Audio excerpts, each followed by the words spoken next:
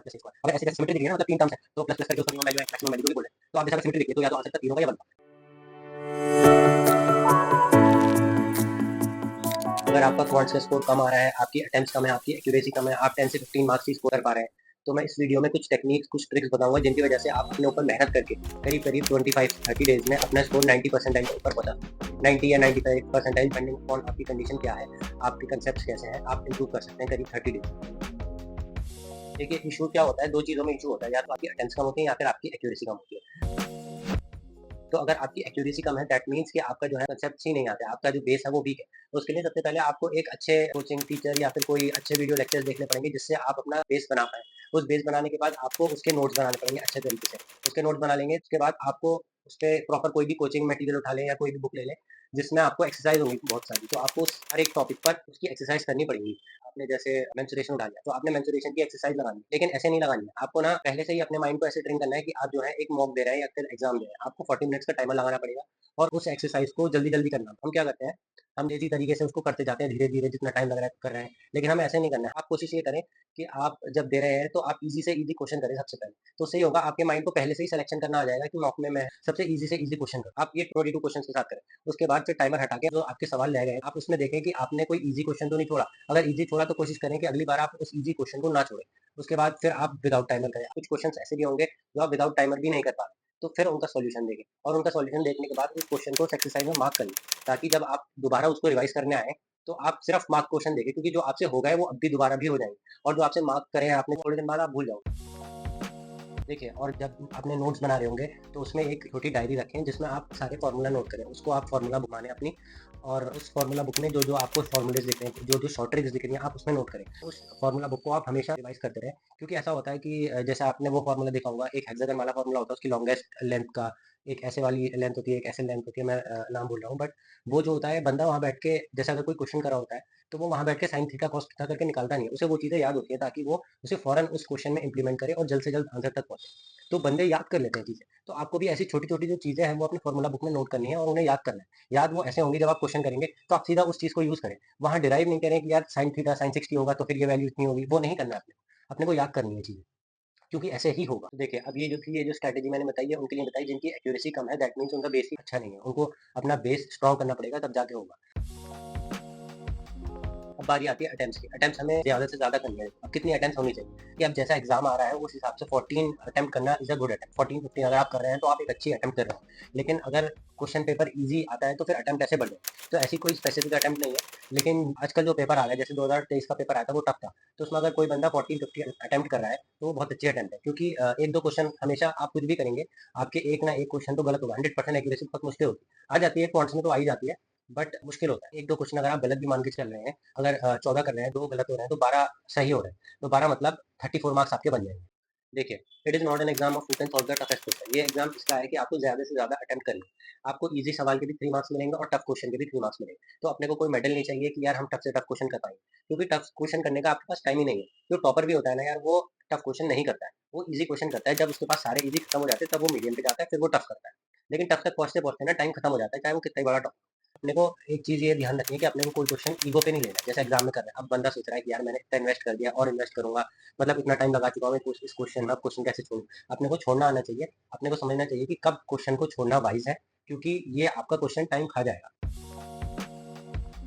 उसके लिए हमें 20-30 स्ट्रैटेजी लगानी पड़ेगी। 20-30 स्ट्रैटेजी ये है कि 20 सेकंड आपको सबसे पहले क्वेश्चन को देखना है। क्वेश्चन अगर 20 सेकंड में आपको समझ में नहीं आता है कि यार मेरे बस की बात नहीं है, ये इसमें कंफर्टेबल नहीं हूँ, तो फिर हमें वो क्वेश्चन छोड़ना है। और अगर 20 सेकंड्स के बाद हमें लगता है कि यार ये क्वेश्चन मेरे से बन पाएगा और मैं कर सकता हूँ, फिर बाकी के जो 30 सेकंड है, आप क्वेश्चन करना स्टार्ट करेंगे। तो अगर 30 सेकंड में आप कर रहे हो और आपको फिर भी कोई सॉल्यूशन समझ में नहीं आ रहा है कि यार ये तो अजीब सा फ्रैक्शन बन रहा है, ये ऐसा नहीं हो पाएगा, ये मतलब गलत, एक इंट्यूशन आ जाती है ना कि हम कोई मिस्टेक कर चुके हैं, ये नहीं बन पा रहा है, ये इक्वेट नहीं कर पाएँगे। तो फिर आप 30 सेकंड में फौरन उसे छोड़, तो 20-30 सेकंड मतलब 50 सेकंड में आप अगर नहीं हो रहा है तब छोड़ें। ऐसा नहीं कि हर क्वेश्चन पे 50-50 सेकंड लगाएँ। सबसे पहले तो आपको ऊपर से ही देखना है कि ये क्वेश्चन करने लायक है कि नहीं।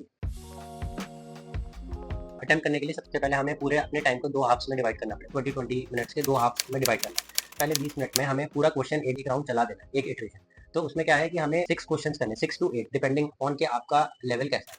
कम से कम आपको 6 और ज़्यादा से ज़्यादा तो आप कितने ही कर लें, लेकिन 6 से 8 क्वेश्चन अगर आप कर पा रहे हो उस 20 मिनट में, आपको ईज़ी-ईज़ी क्वेश्चन देखने हैं। अगर टफ लग रहा है छोड़ो, आगे बढ़ो। ईज़ी लग रहा है मेंसुरेशन का कर सकता हूँ तो कर लो।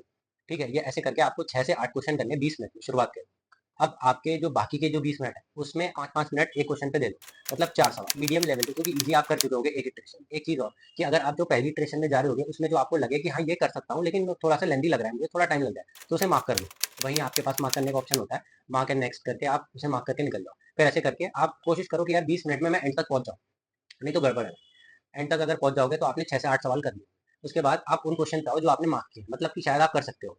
तो उसमें आप 5-5 मिनट में आराम से लेके 4 क्वेश्चन कर लो, 4 से लेके 6 क्वेश्चन। 6 अगर आप बहुत अच्छे हो पॉइंट्स में तो आप 6 क्वेश्चन कर लोगे 20 मिनट में, और लेकिन 4, 6 और 4 10, और 8 और 6 मतलब 14। तो मतलब आप 10 से लेके 14 क्वेश्चन के बीच में आप अटेम्प्ट कर चुके होगे इसमें। 10 तो आपको मिनिमम करने ही है। अगर आप 10 नहीं करोगे तो बहुत दिक्कत हो जाएगी, क्योंकि एक ना एक क्वेश्चन गलत हो जाएगा तो आपके मार्क्स बहुत कम रह जाएंगे, जैसे क्वेश्चन पेपर आ रहा है। तो देखिए ये अटेम्प्ट करने की स्ट्रैटेजी होगी।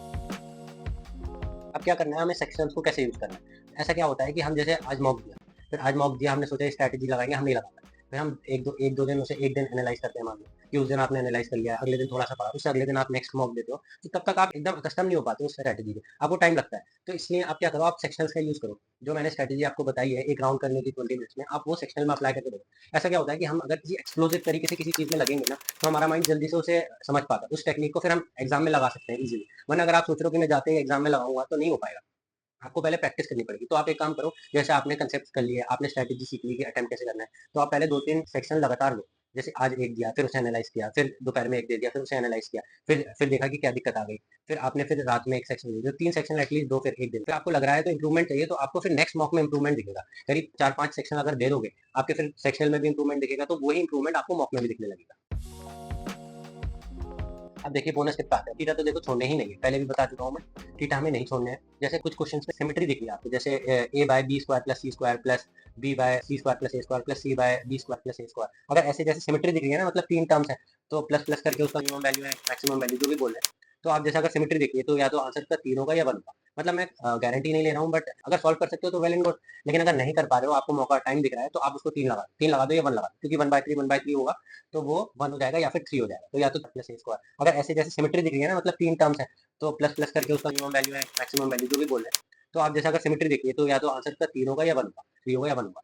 और जैसे कि अगर कुछ भी मतलब बिल्कुल समय नहीं मिल रहा है, तो 0 1 0 1 सब में लगा दो, या तो 0 लगा दो या 1 लगा दो, इस तरीके से सब में लगा दो। हाँ, और अगर जैसे मैंने आपको सिमेट्री वाला बताया, सिमेट्री दिख रही है तो इस हिसाब से देखो कि क्या सिमेट्री बना के मैं इसमें ये वैल्यू करके आ सकती है, तो इस तरीके से तुक्के मार दो अगर तुक्के मारने हैं। अच्छा, अगर आपको कहीं भी मैक्सिमम या मिनिमम दिख रहा है कि आपको मैक्सिमम मिनिमम दिखाने को एक्सप्रेशन दे रखी है, तो अगर जिनको डिफरेंशिएशन कैलकुलस आता है तो भाई सीधा डिफरेंशिएट मार के जीरो की इक्वेट कर दो, एक्स की वैल्यू आएगी, उसे पुट कर देना, वो आंसर होगा। बहुत इजी तरीका है। जैसे क्वाड्रेटिक इक्वेशन में आपने देखा होगा कि जो मैक्सिमम या मिनिमम वैल्यू होती है वो x equal to minus b by two a होता है। तो ये आता है पूरी क्वाड्रेटिक इक्वेशन को डिफरेंशिएट करके जीरो से इक्वेट कर दिया, फिर x की वैल्यू आई, उसको उधर पुट करेंगे तो हमें मैक्सिमम या मिनिमम वैल्यू मिल जाएगी। तो ये तरीका है, आपको कुछ भी दिख रहा है ना, आप डिफरेंशिएट करके जीरो से इक्वेट करो। और देखो लास्ट और सबसे अच्छी इंपॉर्टेंट ट्रिक ये है कि ऑप्शन से खेलना सीखो। अगर तुम्हें दिख रहा है कि ऑप्शन में पुट करके मैं आंसर तक जल्दी पहुंच सकता हूँ, तो दूसरी अप्रोच यूज कर सकते हो आप। जरूरी नहीं है कि आपको क्वेश्चन सॉल्व भी करना है। अगर आप ऑप्शन से इक्वेट करके मान लो एक भी एलिमिनेट कर पाते हो ना, तो उसमें तुक्का मार लो, क्योंकि भाई आपकी प्रोबेबिलिटी बढ़ जाती है सवाल सही होने की। मैथ्स काम करता है भाई हर जगह। तो अगर आपको एक भी ऑप्शन एलिमिनेट हो रहा है तो तुक्का मार, बल्कि 2 हो रहे हैं तो बहुत अच्छा है, और 3 हो रहे हैं तो फिर सॉरी, वीडियो थोड़ी लेट हो गई, एक्चुअली मेरी तबीयत सही नहीं थी तो इसलिए मैं बना नहीं पाया। और बाकी ऑल द बेस्ट सबको। और अपनी अटेम्प्ट्स और एक्यूरेसी आप कमेंट्स में रिप्लाई करते हैं, मैं उस हिसाब से हर किसी बंदे को रिप्लाई दूंगा, और उस हिसाब से आपको अगर कुछ चेंज होगा स्ट्रैटेजी में तो मैं आपको कमेंट में बता दूंगा। Thank you, all the best for that.